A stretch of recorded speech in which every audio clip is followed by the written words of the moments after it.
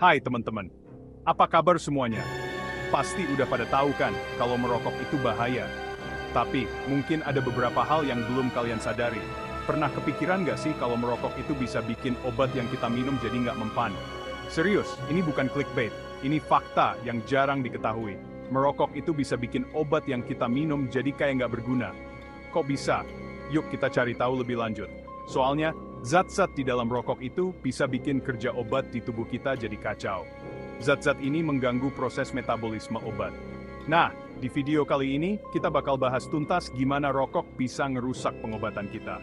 Simak terus ya, jangan sampai ketinggalan informasi penting ini. Jadi gini, teman-teman, kita bakal bahas soal metabolisme tubuh kita yang bisa kacau gara-gara rokok. Di dalam hati kita ada yang namanya enzim.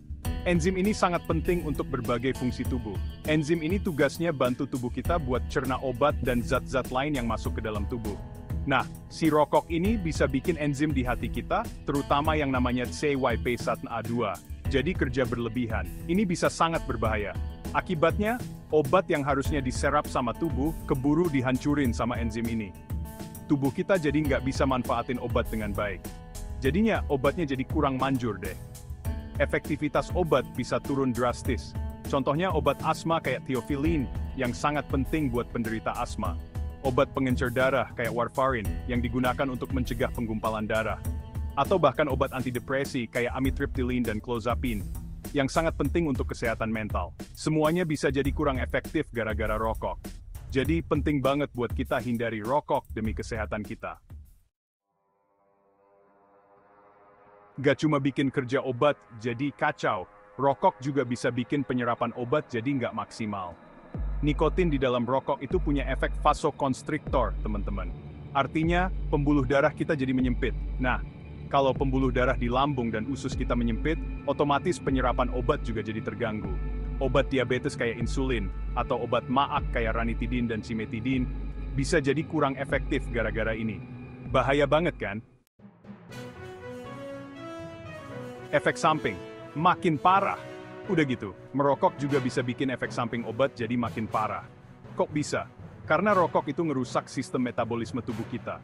Apalagi, merokok juga bisa bikin kondisi kesehatan kita makin buruk, kayak tekanan darah tinggi, penyakit jantung, dan masalah pernapasan. Nah, kalau kita lagi minum obat buat penyakit-penyakit itu, efek sampingnya bisa jadi makin parah gara-gara rokok. Contohnya, pil KB atau obat kortikosteroid. Paru-paru rusak, obat nggak berguna. Buat yang punya masalah pernapasan, merokok itu musuh besar banget. Asap rokok itu ngerusak paru-paru kita secara perlahan. Parahnya, kalau paru-paru kita udah rusak, obat-obatan kayak inhaler buat asma atau PPOK jadi kurang efektif. Ini karena obatnya susah masuk ke paru-paru yang udah dipenuhi sama lendir dan jaringan parut akibat rokok. Obat yang lo hirup, sia-sia.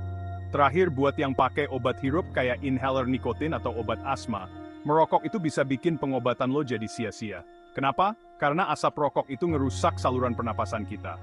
Jadinya, obat yang kita hirup nggak bisa sampai ke paru-paru dengan optimal. Rugi banget kan? Stop merokok. Sekarang. Jangan tunggu lagi. Ambil langkah pertama untuk hidup lebih sehat. Gimana teman-teman? Masih mau ngeremehin bahaya rokok? Setiap hisapan membawa kita lebih dekat ke berbagai penyakit serius. Ingat, merokok itu gak cuma ngerusak kesehatan kita, tapi juga bisa memperburuk kondisi yang sudah ada. Tapi juga bisa bikin pengobatan kita jadi gak efektif. Obat yang kita minum mungkin tidak bekerja sebaik yang seharusnya. Mulai dari kerja obat yang kacau, penyerapan yang terganggu, hingga efek samping yang makin parah, seperti sakit kepala, mual, dan masalah lainnya. Sampai efektivitas obat hirup yang berkurang. Semua gara-gara rokok. Ini bisa sangat berbahaya bagi penderita asma atau penyakit pernapasan lainnya. Jadi, kalau sayang sama kesehatan dan pengobatan, stop merokok sekarang juga. Mulailah dengan langkah kecil dan cari dukungan dari orang-orang terdekat. Konsultasi ke dokter buat dapetin solusi berhenti merokok yang tepat. Ada banyak metode yang bisa membantu, seperti terapi pengganti nikotin atau konseling. Merokok dapat sangat mempengaruhi kerja berbagai obat, mulai dari mempercepat penguraian, mengurangi penyerapan, hingga meningkatkan risiko efek samping yang serius. hingga meningkatkan risiko efek samping. Ini bisa membuat pengobatan yang seharusnya membantu, malah menjadi berbahaya. Jika seseorang merokok, dokter biasanya perlu menyesuaikan dosis obat atau mencari pengobatan alternatif untuk memastikan efektivitasnya. Ini bisa sangat rumit dan memakan waktu, atau mencari pengobatan alternatif untuk memastikan efektivitasnya. Jangan biarkan rokok menghalangi proses penyembuhanmu. Jika kamu sedang minum obat dan merokok, sangat penting untuk memberitahu dokter atau apoteker agar dosis obat bisa disesuaikan. Ini adalah langkah penting untuk kesehatanmu. Sangat penting untuk memberitahu dokter atau apoteker agar dosis obat bisa disesuaikan. Jangan ragu untuk mencari bantuan dan dukungan.